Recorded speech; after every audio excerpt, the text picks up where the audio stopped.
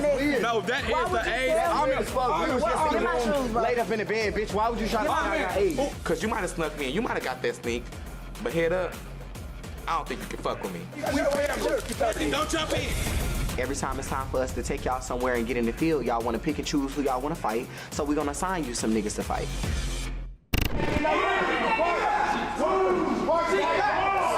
You're scary, picking and choosing, girl. I don't like no bitch like that, and I would never respect you, bitch. I actually spit on you, bitch. I'm gonna get on you bitches, and I'm gonna beat you bitches the fuck up for playing with me.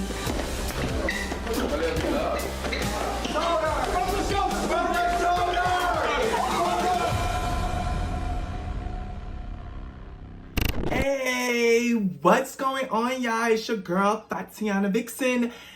Baby, here we go again. Another 2-part PlayBoys Miami episode because y'all, last week I was sick as fuck. Sick as fuck. Yes, your girl got food poisoning. And in the worst way, I know my toilet has seen better days. But I'm feeling way better. But baby, I call myself trying to meal prep, leaving food out while I'm at work, then eating it that night. It was a mess in here. But not to get too graphic, okay? Let's just move forward and get on with the show. So, you know, today I will be doing PlayBoys Miami episode 9 and 10. Episode 9 should be quite quick because, I mean, it was that little UFC fight shit. I love the episode. So we're going to break down all the fights, see who won what, and how I feel about that because, no shade, it was tea. It was tea. So we're going to get into all of that. It's been a wild, week, just in general, because, you know, they just released the next awards. Can't wait to watch that. And on top of that, we're here at the 10th episode of PlayBoys Miami. Y'all know I love me some PlayBoys Miami. By the way, this is what I need y'all to do. Slide in Isaiah's DMs. I think it's he's too bougie. And tell him you want me to be like a correspondent for the reunion. I am so fucking serious, y'all. I need to be in there. With all of that being said, let's just get right into this 2-part review because I am super excited about these fades. And you know, seeing who did they big one. Let's go.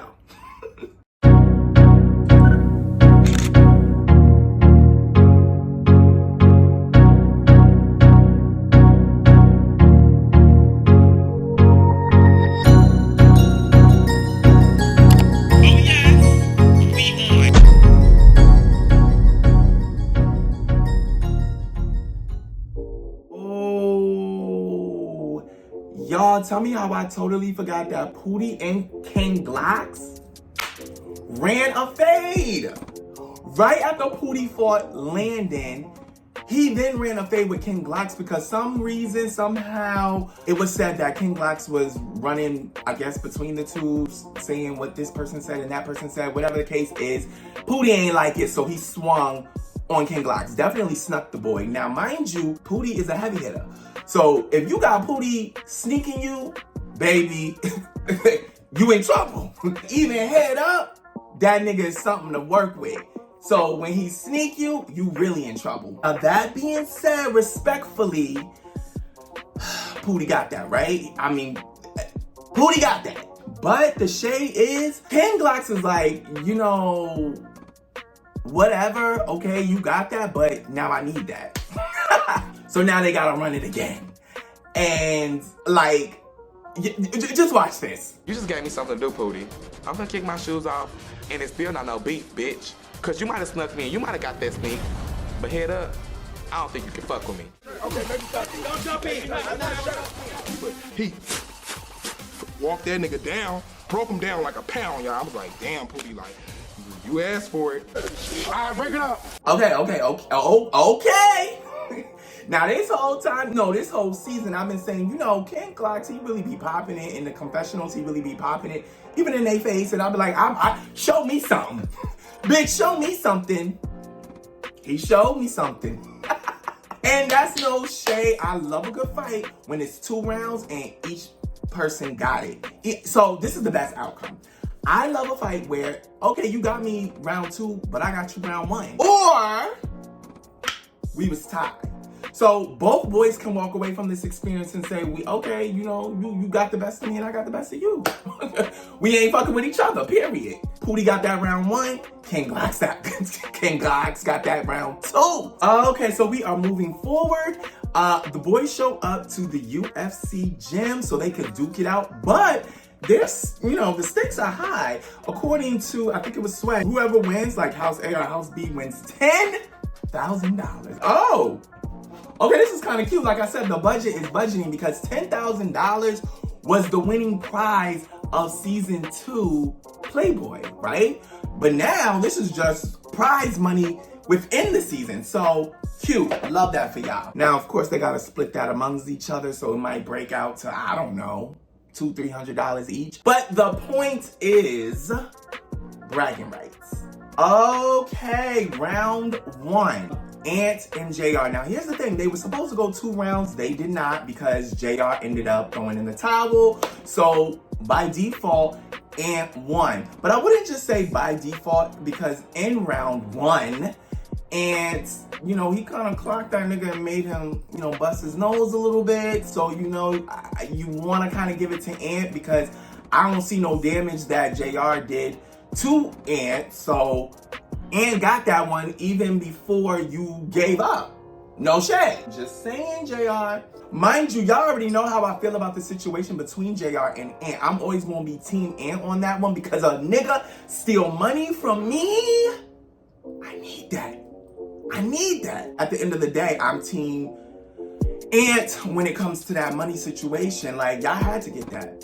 And also, according to Ant, they fought in the club the night before and he won that round too. But we can't. I'm not confirming that because there were no cameras. I ain't seen no cell phone video. Maybe I could slide that in my DM and I could confirm. But other than that, I'm not going to count that. But for today, at this UFC gym, Ant got that. So, okay, Ant. Ding, ding, ding. Cute. Let's move on. Oh, and by the way, sidebar. Ant was just dropping a lot of confessional gems as well as in-person gems. I love how he just casually dropped that Mac and JR are dating. I'm like, oh, girl, what is going on? Huh? I also live for the fact that he was saying that he did this for all the Morehouse college students who were scammed by JR. And you know what? Kudos to you for doing it for the college students. We love a scholar.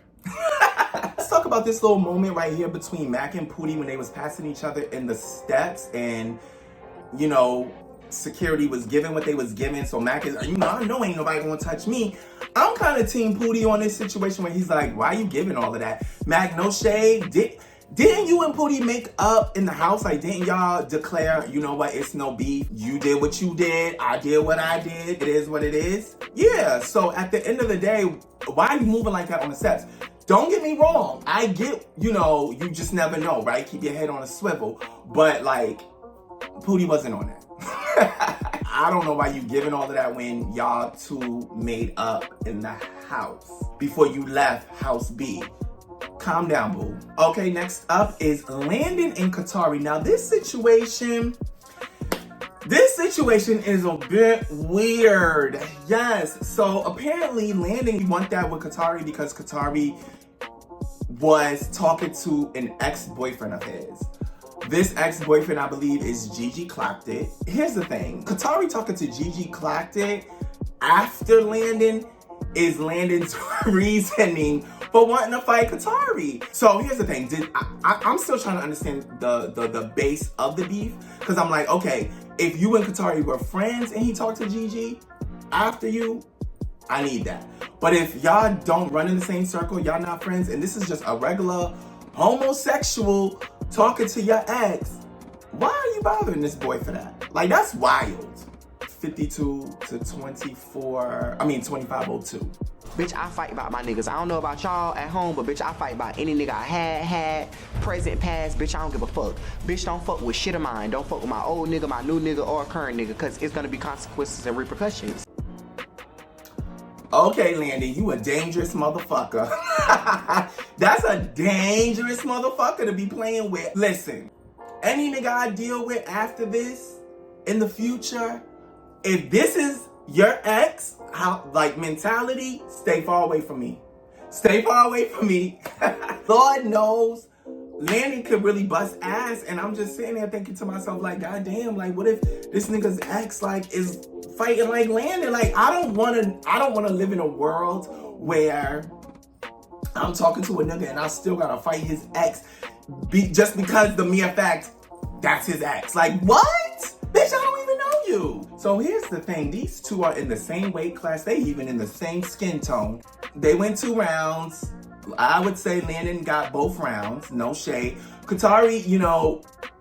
So this is a case of 2 different fighting styles. Because we've seen Qatari fight, right? We've seen him fight Zeta.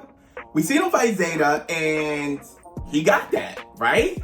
However, now he's fighting Landon and it's not going in his favor. According to Qatari, he come from the shoulders. And that's fine, baby, but Landon's not coming like that. Landon is coming like a stray cat. So because of that, it got you off your game, baby. And that's the problem. Y'all gotta meet people where they at. If you coming from the shoulders, as you say, but you see that's not how this nigga. And here's the thing. Landon's been on NowThatsTV long enough for y'all to know his fighting style. So you should have never came like that. But then again, I get it. That's not how you fight. That's just not how you fight. But you should have thought of something else, baby. You should have been like, okay, I'm gonna have to get buck wild with this nigga. So yeah, Landon got that, you know, 2 rounds. He did his big one. But I don't know how we went from I'm fighting you because you dated Gigi to I'm fighting you to piss off Isaiah. Like, it's just a lot, Landon. Landon, it's a lot. My bad. Actually, these motherfuckers went 4 rounds. That's 3 rounds too many for me. I'm giving you 1 good round and that's about it. I gotta give it to Qatari. He hung in there, you know what I'm saying? Especially with Landon. But my thing is, Qatari. Poor baby. I'm looking at him like, oh my God, like he's visibly hurt. Guess there's something going on with his shoulder. I don't know. That being said, Sheik looks fucking over it. Isaiah looks fucking over it. And Sway looked like a proud daddy. Landon got all 4 rounds because Landon was just wilding. Round 3 though, I would say Qatari, he had Landon on the floor and he was, he was going in, but it just wasn't, if you get that nigga on the ground, like if you get Landon on the ground, Qatari, you should have stomped him out. No shade. But you wanted to keep doing this boxing shit. And next up, Pootie and D Scott. Well. This is a fight I am definitely looking forward to. Why? Because I love the way these two fight individually. I love seeing Pootie run a fade, and I love seeing D Scott run a fade. So now y'all put 2 of like my favorite fighters in the ring together? Bitch, where's my popcorn? I don't give a fuck what nobody gotta say. When we was in that motherfucking ring, bitch, I feel like I was giving it up. He kind of gagged me, bitch. No shade, bitch. That's why you don't underestimate your opponent. Pootie likes to do a lot for the camera. See me? What you see is what the fuck you get. Bitch, what is that? Bitch, come here. I'm right here with it. Okay, so these 2 go 2 rounds, and by the way, y'all know how like last season I always said, and even this season, that D Scott intimidates me. I don't know what it is. Well, I used to say I don't know what it is. He just intimidates me. Here's the thing. I've had multiple occasions where I've spoken to D Scott. It's been on the phone, it's been through DMs, and he's probably one of the sweetest playboys I've ever spoken to. He's very, very polite. Seeing these 2 fight took me back to season of how I felt about D Scott and him being very intimidating. I now know why. The faces he makes when he's fighting. First and foremost, they went 2 rounds, and I would say D Scott got it. And the reason why he got it is because I think D Scott puts himself in a mindset of like just this very aggressive, I'm going to get you type of mindset. You could tell Pootie playing. You could tell this is a fucking game to Pootie. So because Pootie's not in that mindset, Pootie probably isn't going to win. For example, when he fought and snuck King Glocks, that's because he was genuinely pissed off, right? Like, give me my fucking shoes, swung on a nigga. That was real emotion.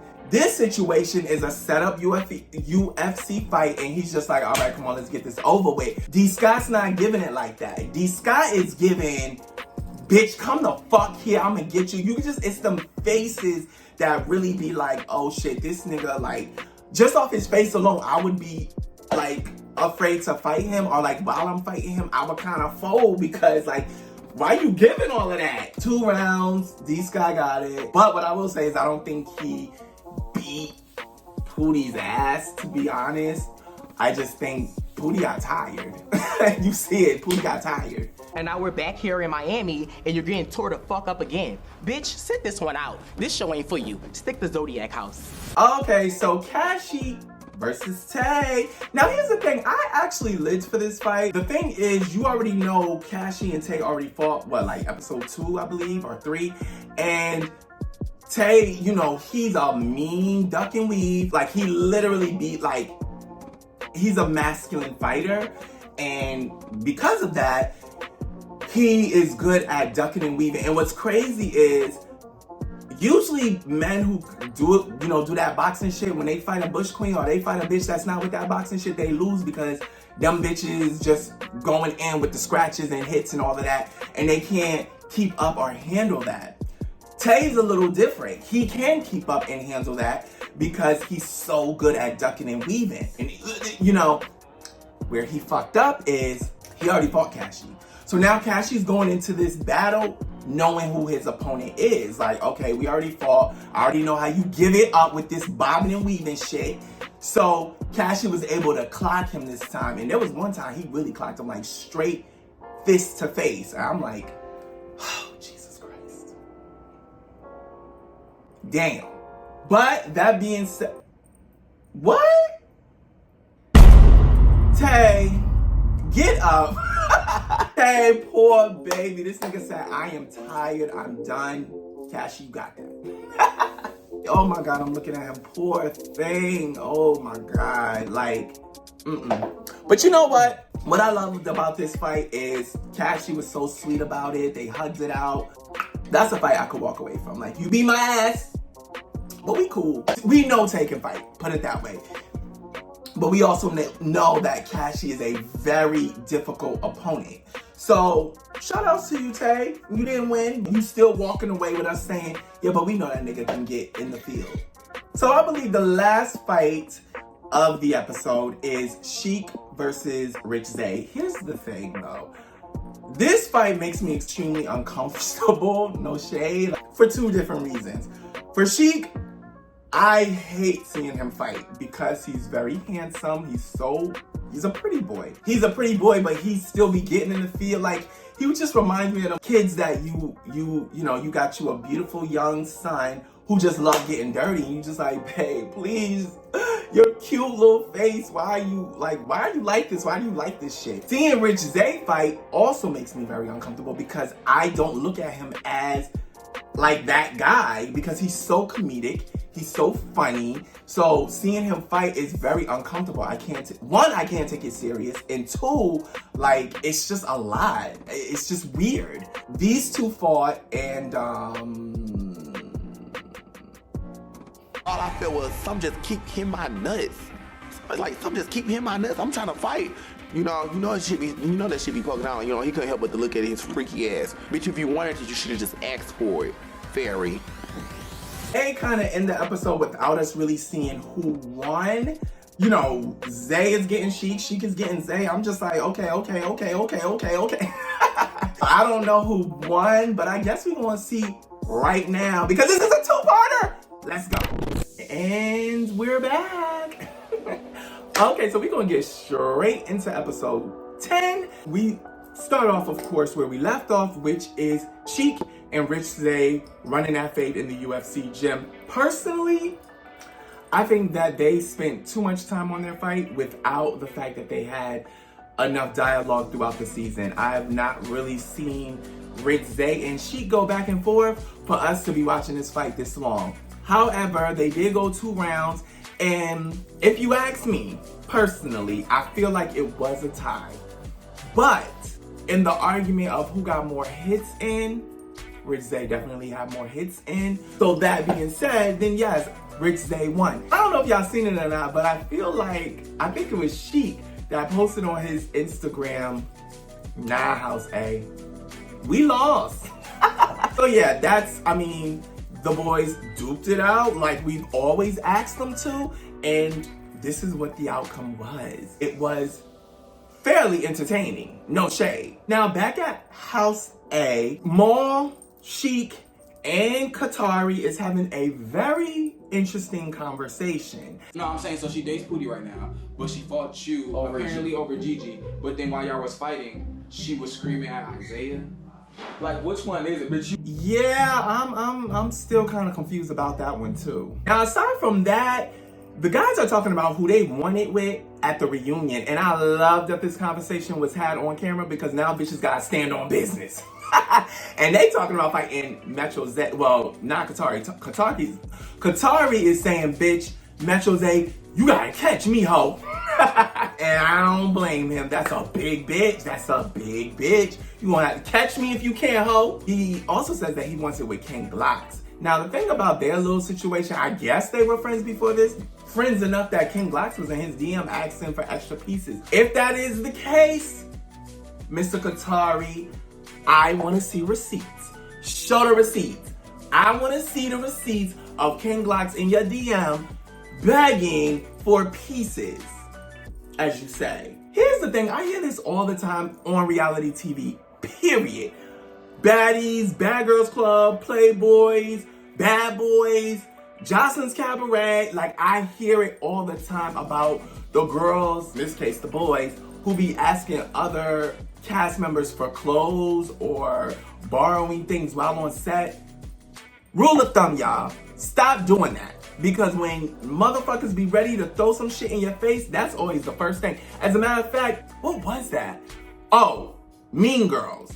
When they was talking about one of the girls was borrowing clothes for, I think they were saying Pressure was borrowing somebody's clothes. And then she started going back and forth with some girl. She was like, bitch, I know you not talking to me, miss. Can I borrow your pajamas? Like some shit, like stop borrowing shit from each other, because at the end of the day, when y'all fall out, that's a mean read, no shade. So we head on over to House B, and King Glocks and Marty is outside, and it's no shade, it's no tea to you, King Glocks, but I don't know why every time you on camera, it seems like you're upset. No shade, like it's giving you're upset. Now, you did express the fact that you ain't got no weed, you ain't got no liquor, you just, you know, you kind of over it right now, and I get that. But damn, every time the camera catches you, you either arguing with somebody, upset, got your face scrunched up. I'm just kind of like gagging at that, like, baby, you are adorable, especially that Playboy photo shoot you did. I loved your photo shoot the best. I'm like, oh my God, he's such a little twink, he's so cute. Please smile a little more. Like, no shade, babe. Smile, ooh. Oh. Oh, you ate that. You ate that. Oh. Landon has a brief meeting with House B and lets them know that he's gonna make his way over to House A to kind of get to know some of the guys over there, because he feels like he hasn't had a chance to get to know them on a fair ground.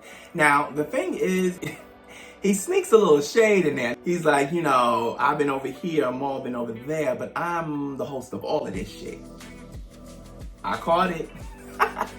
Look at King. Smile, bitch. All right, look, let's have a serious conversation, because this scene, and this is why I always tell y'all, the scenes with the dialogue, all right, the fights are entertaining, but the scenes with the dialogues, that's the scenes that be getting me riled up. That's the scenes that let me understand what's going on in people's heads and shit like that. So, Landon goes to House B. He has the opportunity to have a sit down with, at first, my understanding, he has multiple sit downs, but right now he's outside sitting with Matt and JR, right? Now, JR is saying, you know, you as a host, you should be able to come over here. That is what he's doing. He's coming over here. So you're literally saying exactly what he's doing. Mac is saying, well, I think you came over here to check our temperature. I don't think you just over here. I think you over here to check our temperature. Is he not the host? Who else is supposed to do that? Who else is supposed to do that? Then, Mac, you also talking about you not over there running the house. Cassie's over there running the house. How do you know that? You was there for 1 day. You was there for 1 day and you fought Cassie. How did you, from that 1 day, decipher that Cassie's running the house? I don't get that. And do I feel like Cassie's running the house? No, I don't. Do I feel like Landon is... I think people taking the word running the house as a bad thing. One, Landon as a host isn't supposed to just be running one house, right? Because he's supposed to be season 3 host. He's not supposed to be running anything, really. He's supposed to be making sure that he's the glue to keep the entire cast together and to get dialogue out of people, check temperatures, set fades up, eliminate if that's a thing. Like, that's what a host is supposed to be. But as you can see, before he even went over to House A, he had a whole meet in and sit down with the guys of House B. So it don't look like Cassie running the house. It looks like Landon is doing his job. I gotta say, Landon has been trying all fucking season to just be a host. And y'all have forced him to step out of line and run fades. And he's not afraid to do that, and he's done it. But at the end of the day, I honestly think Landon is doing a great job at being a host with the circumstances he's been given. I have not seen Maul, make an attempt to go to the other side, and maybe that's for the best. But the fact that Landon knows he got 1 or 2 enemies in House A, but he still said, I still need to go over there as a host, you can't but respect that. No shade. You bitches not excited to see y'all hosts? Y'all not excited that I'm here? I don't think them bitches was excited to see me, no shade. Clock it. Landon has a sit down with all of House A, and I'm just looking like, that's a lot of fucking boys. And maybe it's the way they spread out. I don't know. I don't know the number, but I just know that looks bigger than House B. That being said, though, the camera pans over to Tay and Ty, and I'm thinking to myself, Ty, where the fuck was you doing that UFC fight? Why is it? It's no shade, Ty. Like I said, I think you're super adorable, but I ain't seen you run a fade. Did I? Or I ain't seen you run enough. I don't know. Ty, come on, baby. Get in the field. They talking about it's the last day. The season almost over. You don't got confessional. Babe, it's giving, no shade, it's giving waste of time. Okay? I don't know if... Who that in the bag? Who that in the bag? Who that in the bag? Who that in the bag? Because I thought y'all was like others. I was looking in, anytime I went through. Well. Conversation progresses. You got Landon and Zeta talking it out. By the way, Zeta's one of the most handsome ass boys I've ever seen on TV. Very adorable. But they talking it out, and I'm like, oh yeah, they both from Florida. That's so cute. I don't know how we went from that conversation to Landon and Khalil doing running a fade. I'm like, wait, what? Now apparently that was for Ivory, because we all know that's the theme this whole season. Khalil needs to run fades with several cast members because of the incident that happened with Ivory getting jumped by Stunner Girl and some of her friends. That being said, Landon won. I mean, he got that chest. And Khalil, it kind of threw Khalil off his game. So unfortunately, you don't wanna slip on Landon. You don't wanna do shit when fighting Landon because the boy is too quick. Okay, we make our way over to House B, and honestly, in my opinion, they having a grand old time. Rich Zay is basically waking it up. He's good for TV. He's drunk as fuck, and he just wants to fight. Now, my thing is, I can't be around a drunk like that. I like a drunk that when they get drunk, they get affectionate. Or it could be annoying, but I would prefer that. I don't like no drunk that start crying. And I damn sure don't like no drunk that start fighting. And Rich Day is the drunk that want to start fighting. And of all people, he want to fight Man Man. Bitch, is you cool? What I love about Man Man, he knows his friend is drunk and he's just like, girl, stop. Like, cause I'll really fold you the fuck up. So, what? Oh. I'd like to see it.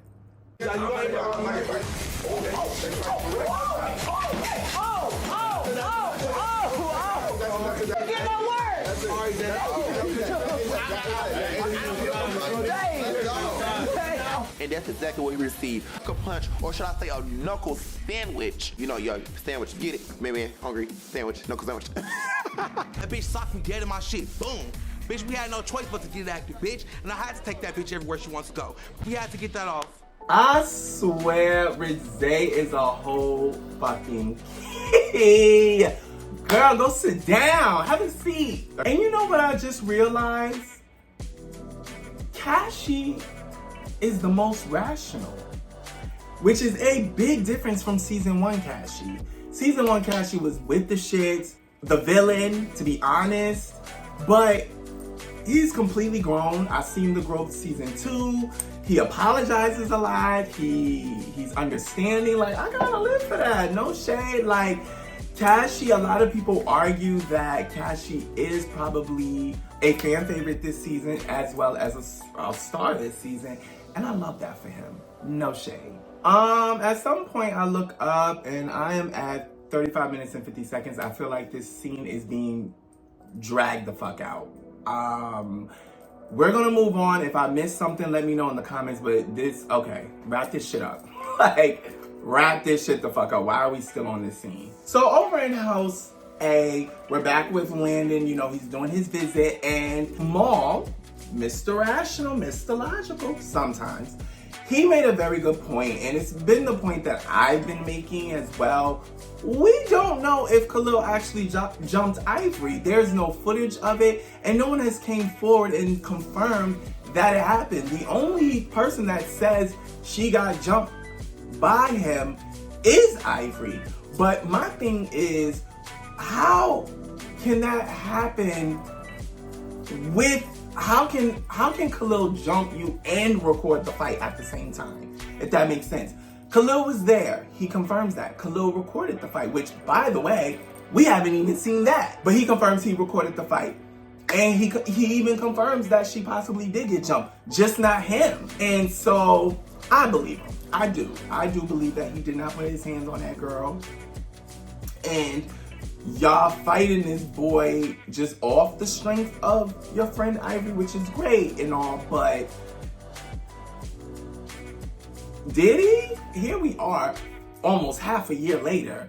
It would have came forth, like somebody, Stunner Girl or the other girl that was there, would have confirmed, yes, in fact, he did it. The boy didn't jump that girl. And the fact that y'all still fighting him over it is wild. Landon ends up catching his breath, and you know what that means? Him and Qatari gotta run that. Oh, I don't know if I told y'all that. Qatari need that.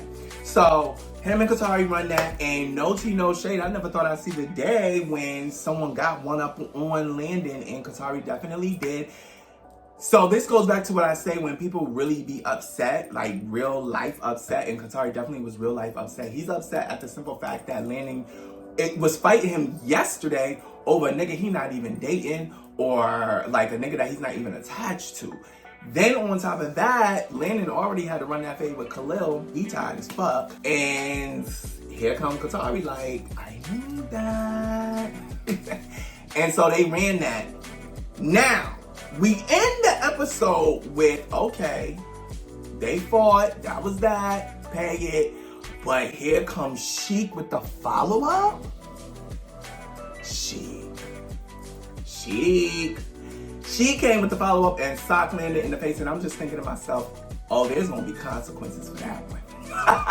It's gonna be consequences for that one, boo. But, I mean, I guess you ate that, no shade. Next week, we're going to see Landon and Khalil get that one more time, and according to Khalil, he actually broke blood with Landon.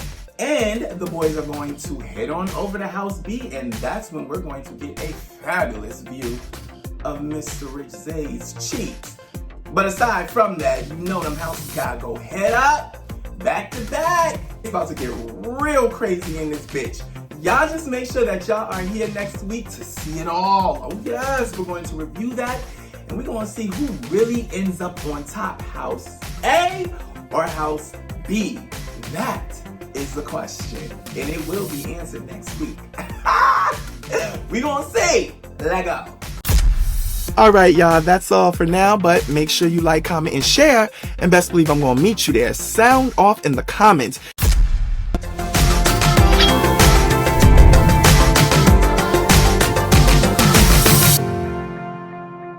You like that last video? Well, there's plenty more right here on YouTube. Just subscribe so you're always notified when I upload to my channel. Cause class is always in session. That's right. Binge watch the